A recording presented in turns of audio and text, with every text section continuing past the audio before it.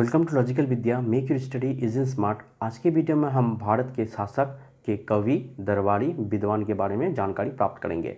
यह वीडियो का पार्ट 2 है। इससे पहले मैंने पार्ट 1 बनाया हुआ है। अगर आपको पार्ट 1 देखना है तो मैं पार्ट 2 के डिस्क्रिप्शन में पार्ट 1 का लिंक दे रहा हूं, जहां से आप वीडियो को आसानी से देख सकते हो। और अगर आपको आज का वीडियो अच्छा लगा तो सब्सक्राइब कर लें हमारे चैनल को, जुड़ जाएं हमारे साथ। और इसी के साथ लॉजिकल विद्या के फेसबुक, इंस्टाग्राम, ट्विटर और इस वीडियो का पीडीएफ पाने के लिए आप टेलीग्राम चैनल से जुड़ जाएं। तो चलिए शुरू करते हैं आज का वीडियो। दोस्तों, मैंने पार्ट 1 बनाया हुआ है, जिसका लिंक मैं इस वीडियो के डिस्क्रिप्शन में दे रहा हूँ। आप वहाँ से आराम से पार्ट 1 को देख सकते हैं। तो शुरू करते हैं, चलिए आज का वीडियो।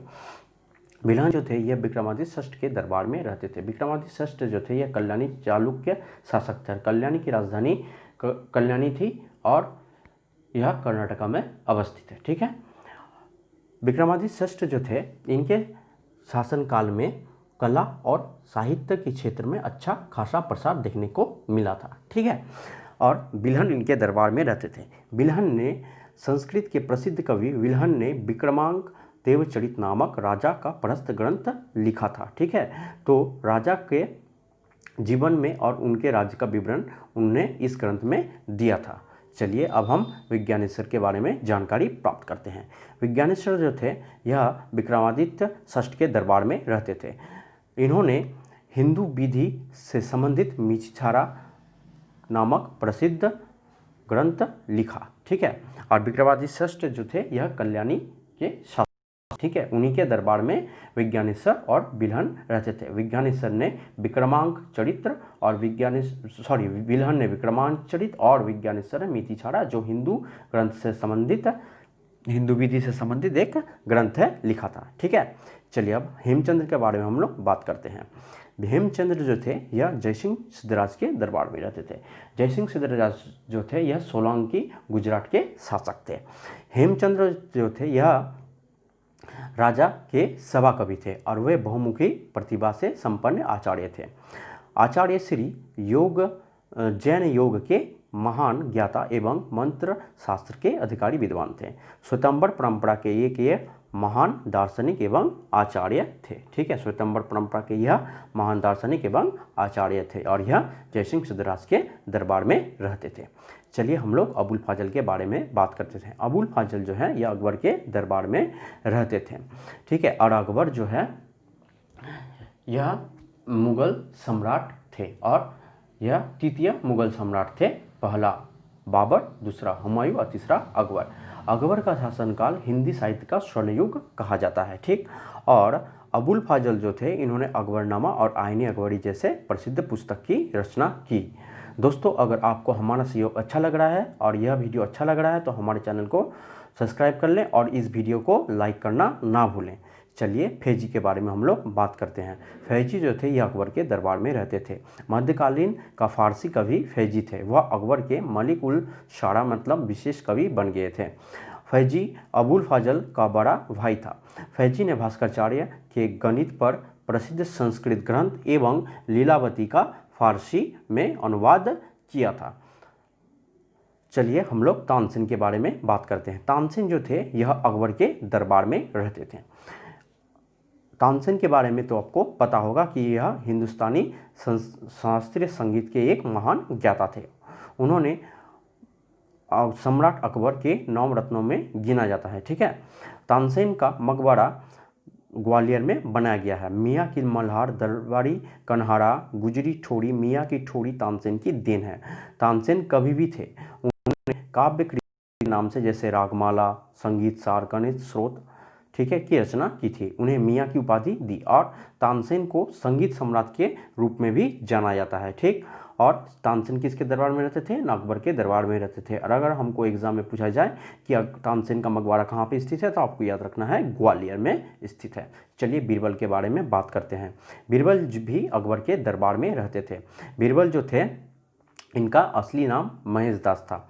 ठीक है। यह मुगल बादशाह अकबर के 9 रत्नों में से एक थे। यह मुगल बादशाह के प्रमुख वजीर थे और अकबर के 9 पार्षदों के 9 सलाहकार नवरत्नों में से एक थे। राजा बीरबल मृत्यु तक दीन इलाही के अनुयायी थे।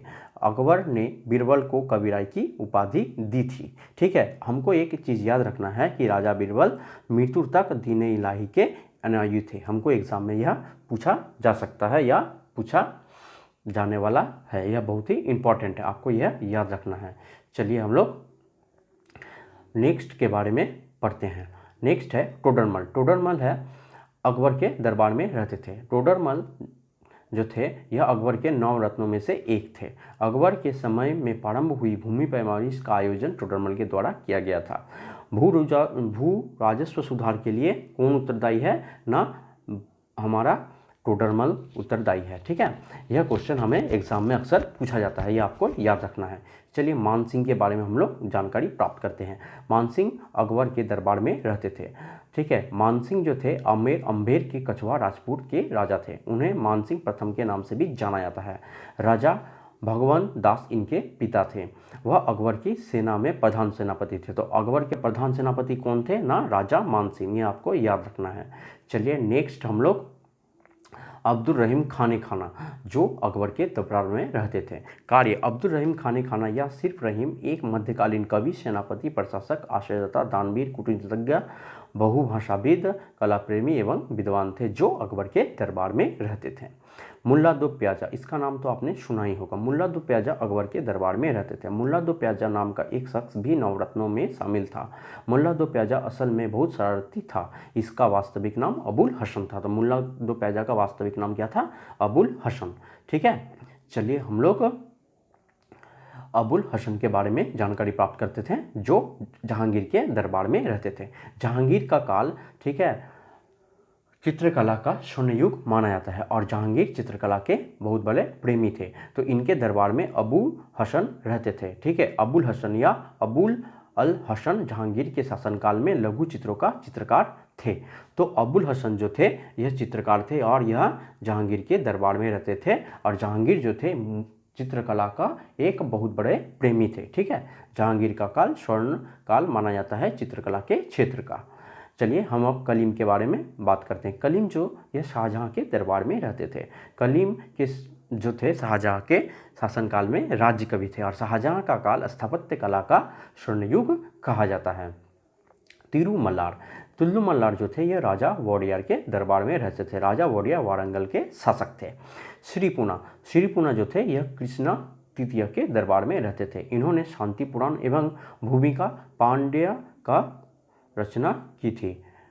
शांति पुराण एवं भूमिका राम पांडे का रचना किसने की थी? ना श्री पूना ने की थी और ये कृष्णा थ्री के दरबार में रहते थे।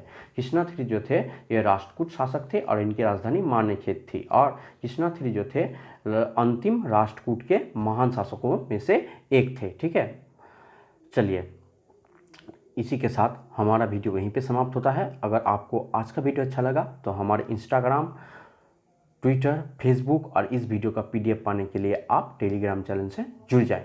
और अगर आपको हमारे चैनल से जुड़ना है तो उसे जल्दी जुड़ जाएं, सब्सक्राइब कर लें उसे। अगर आपको यह वीडियो अच्छा लगा तो चलिए मिलते हैं नेक्स्ट वीडियो में कुछ अलग टॉपिक के साथ। आज के लिए धन्यवाद।